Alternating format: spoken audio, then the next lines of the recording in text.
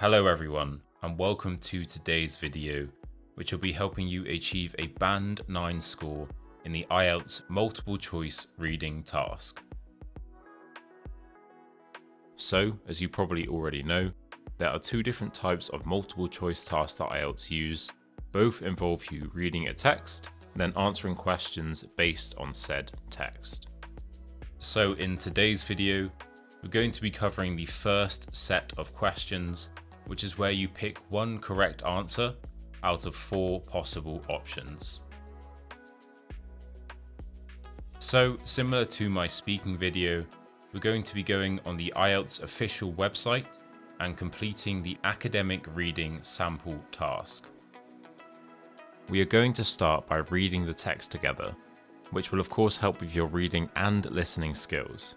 However, if you'd prefer to read the text yourself, you can just mute the video for that section. It's cool, my feelings won't be hurt. Okay, And then I'll put the questions on the screen and we will go through each one together, analysing all possible answers and working out which ones are correct and why. This exercise will help you to navigate this section of the exam and ultimately set you up for a Band 9 score in the academic reading section. So, let's get into it. The general assumption is that older workers are paid more in spite of, rather than because of, their productivity. That might partly explain why, when employers are under pressure to cut costs, they persuade a 55-year-old to take early retirement. Take away seniority-based pay scales, and older workers may become a much more attractive employment proposition. But most employers and many workers are uncomfortable with the idea of reducing someone's pay in later life. Although manual workers on piece rates often earn less as they get older. So retaining the services of older workers may mean employing them in different ways. One innovation was devised by IBM Belgium. Faced with the need to cut staff costs, and having decided to concentrate cuts on 55 to 60-year-olds, IBM set up a separate company called Skill Team, which re-employed any of the early retired who wanted to go on working up to the age of 60. An employee who joined Skill Team at the age of 55 on a 5-year contract would work for 58% of his time over the full period for 88% of his last IBM salary. The company offered services to IBM, thus allowing it to retain access to some of the intellectual capital it would otherwise have lost. The best way to tempt the old to go on working may be to build on such bridge jobs, part-time or temporary employment that creates a more gradual transition from full-time work to retirement. Studies have found that in the United States, nearly half of all men and women who had been in full-time jobs in middle age moved into such bridge jobs at the end of their working lives. In general, it is the best paid and worst paid who carry on working.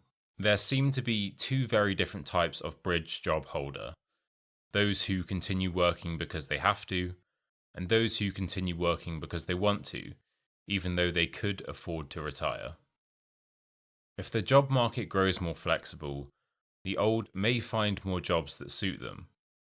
Often, they will be self-employed. Sometimes they may start their own businesses.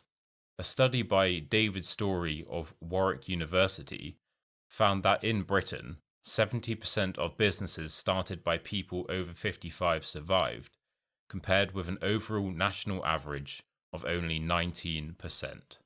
But whatever pattern of employment they choose, in the coming years the skills of these grey workers will have to be increasingly acknowledged and rewarded.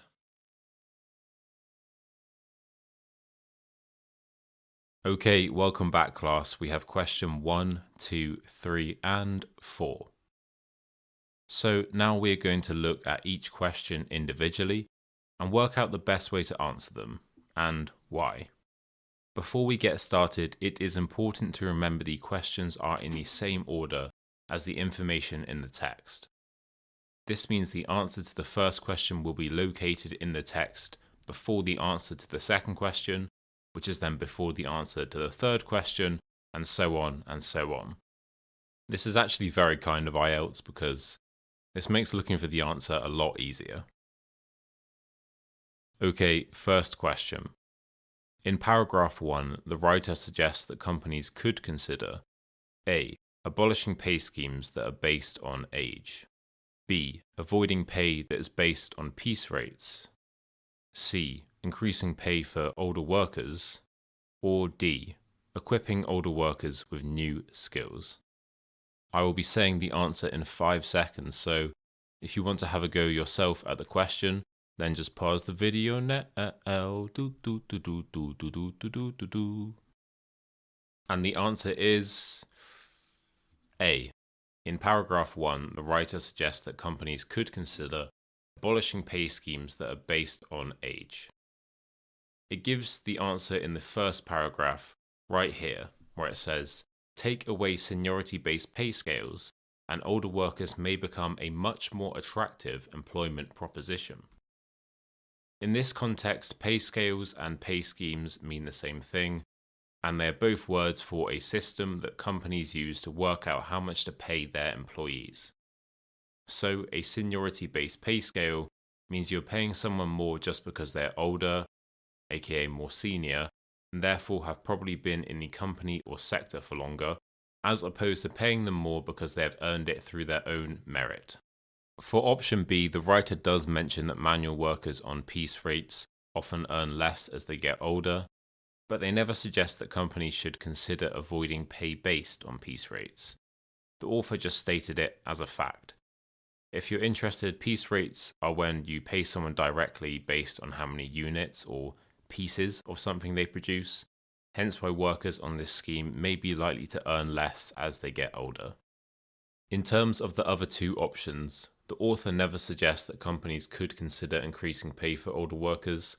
In fact, they actually suggest the opposite by saying to get rid of seniority-based pay scales.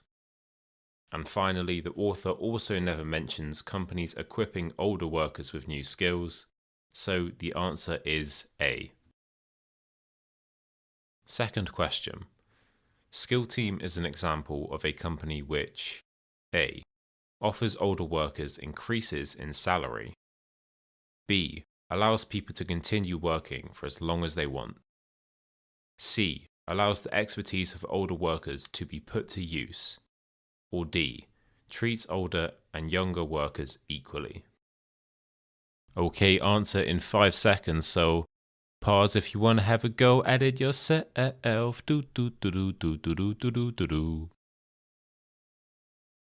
The answer is C. Skill Team is an example of a company which allows the expertise of older workers to be put to use. So for this answer, it doesn't actually directly say this in the text, it is only implied. This is an example of an answer which you have to work out through process of elimination. We do this by ruling out all the answers you know are incorrect, to eventually find the one which is correct. Okay, so firstly, Skill Team is discussed in the second paragraph, so with the questions being in the same order as the information, we turn our attention there. For option A, the text clearly states that IBM offered an employee 88% of his last salary, so it is a reduction, not an increase. For option B, it clearly states that Skill Team lets people keep working to the age of 60, so they can't go on as long as they want. For option D, there is no mention of younger workers, and the whole point of Skillshare is that it's only for older workers, meaning they're not being treated equally to younger workers. So therefore, through process of elimination, the answer is option C. Third question. According to the writer, bridge jobs A. tend to attract people in middle salary ranges, B. are better paid than some full-time jobs, C. originated in the United States, or D. appeal to distinct groups of older workers. Okay, answer coming in 5, 4, 3, 2, 1. According to the writer, bridge jobs appeal to distinct groups of older workers. So the answer is D. I think that was quite an easy one, to be honest. The answer was mentioned twice in the third paragraph. Firstly here, where it says, it creates a more gradual transition from full-time work to retirement, which of course would tend to mean it is good for older workers as they are closer to retirement. It also says that middle-aged men and women in full-time jobs move into bridge jobs for the end of their working lives. If you're approaching the end of your working life, that would normally mean you are an older worker. So the answer is clearly D. Just for fun, let's go through all the other answers. So for option A, there is no mention of middle salary ranges. For option B, it never says it pays better than some full-time jobs. And for option C, it never says bridge jobs originated in the United States, only that they did a survey in the United States. So I think this is probably the easiest question we've had so far. Fourth and final question. David Story's study found that A. People demand more from their work as they get older. B. Older people are good at running their own businesses. C. An increasing number of old people are self-employed. Or D. Few young people have their own businesses. Okay, you know the drill by now. Answer coming in 5 seconds.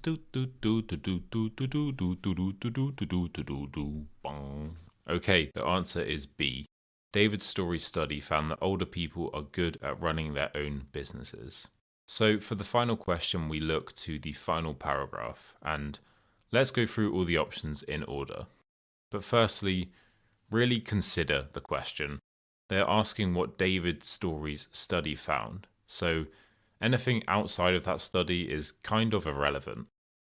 Alright, so option A, there's no mention in David's study that people demand more from their work as they get older. Option B, the findings of the study would clearly suggest that older people are good at running their own businesses, as 70% survives compared with a national average of only 19%. Option C, this is probably the second most likely choice, as the text says, often they will be self-employed, but there is no mention of an increase in the amount of old people who are self-employed. And finally, option D, there is no mention of young people in the text, so the study doesn't support this. So the answer is clearly option B. Okay, before we move to the outro, I just wanted to say thanks to IELTS because everything I used in this video came from their website. I have attached all of the links in the bio, so if you wanted to practice further, I definitely advise you to go to those links because that's where I got the draft question from, and they have plenty of resources on there which will be useful for your test preparation. So, cheers IELTS. Or as we say in the UK, nice one, bruv.